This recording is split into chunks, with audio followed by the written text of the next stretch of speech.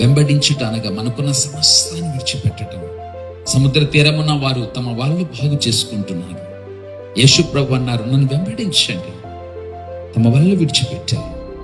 ఈ రోజున యేసు ప్రభు వారు చెప్తున్నారు, ఎవడైనాను నా శిష్యుడు కాగోర్ని ఎడల తనకు తాను ఉపేక్షించుకొని తన సిలువనెత్తుకుని నన్ను వెంబడించాడు.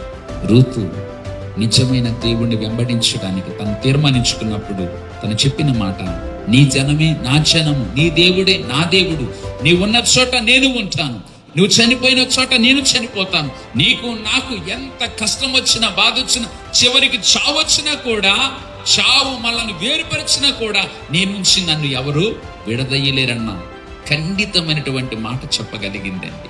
వెంబడించుట అన్న మాటలో సమర్పణ దాగి ఉంది. వెంబడించుట అన్న మాటలో ప్రేమ దాగి ఉంది. వెంబడించుట అన్న మాటలో సమస్తము దాగి ఉందండి.